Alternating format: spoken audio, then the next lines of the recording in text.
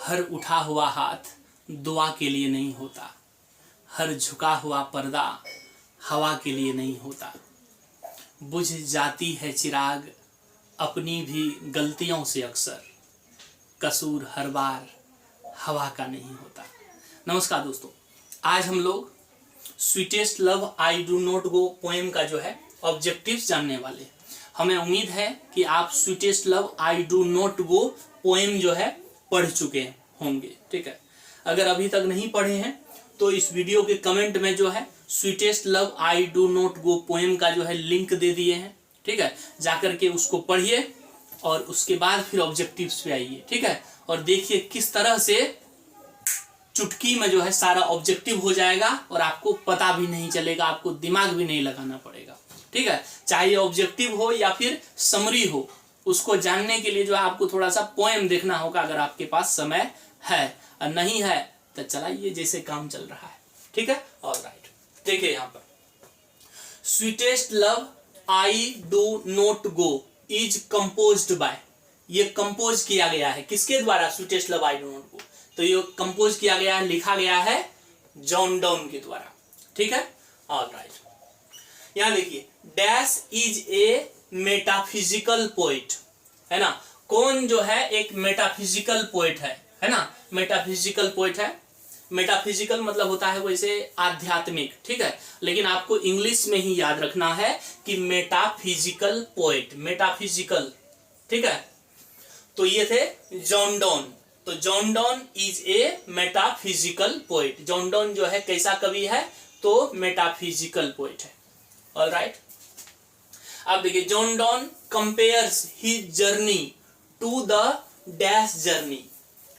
John Donne जो है जब कविता में बताए थे, वह जब अपनी प्रेमिका से दूर जाता है, ठीक है, तो अपनी यात्रा की तुलना जो है, अपनी जर्नी माने यात्रा की तुलना जो है किसकी यात्रा से करता है?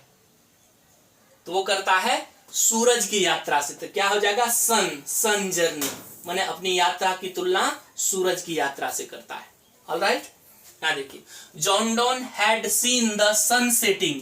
जॉन डॉन जो है उसमें बताया है कविता में, है ना, कि सन सेटिंग, डूबते हुए सूर्य के बारे में बताया है। डैश नाइट, कौन से नाइट के सूर्य के बारे में? तो यहाँ होगा यस्टर नाइट।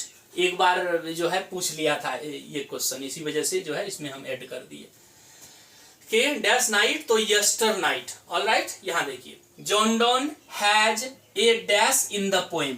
जॉन डॉन का एक क्या होता है कविता में? तो होता है बिलव्ड। बिलव्ड माने क्या होता है? प्रेमिका। जॉन डॉन की एक प्रेमिका है क्या? पोएम में।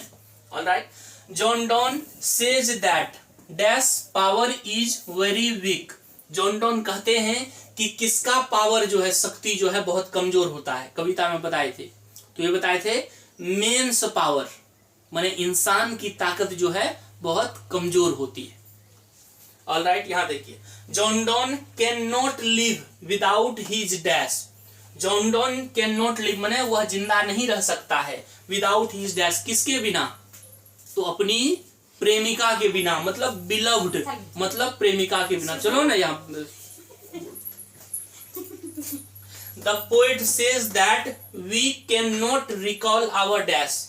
कवि कहते हैं कि वी कैन नॉट रिकॉल, है ना, हम जो है अपना क्या चीज को नहीं रिकॉल कर सकते हैं, वापस ला सकते हैं? बताइए।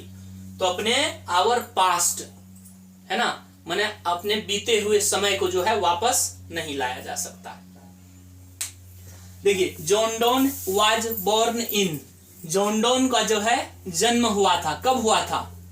तो ये हुआ था 1572 ईस्वी में हुआ था। कहां पर हुआ था? तो ये हुआ था लंदन में, लंदन। ऑलराइट, यहाँ देखिए, John don is well known for, वह जो है वेल नोन है, माने काफी प्रसिद्ध है, फेमस है। क्या चीज में? सोनेट में। सोनेट, और सोनेट क्या होता है पहले बता दिए? 14 लाइन्स पोएम्स, माने 14 लाइन की कविता को क्या कहते हैं? सोनेट कहा जाता है।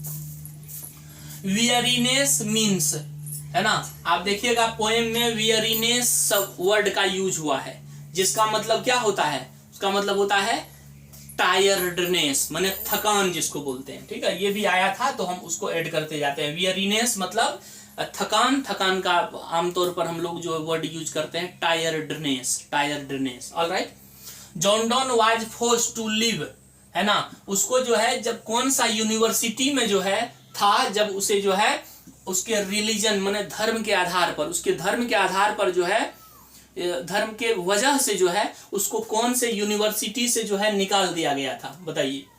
तो ये था Oxford university. Alright, John don religion was, John Donne का रिलीजन जो था, उसका धर्म कौन सा था, तो ये था कैथोलिक धर्म, कैथोलिक।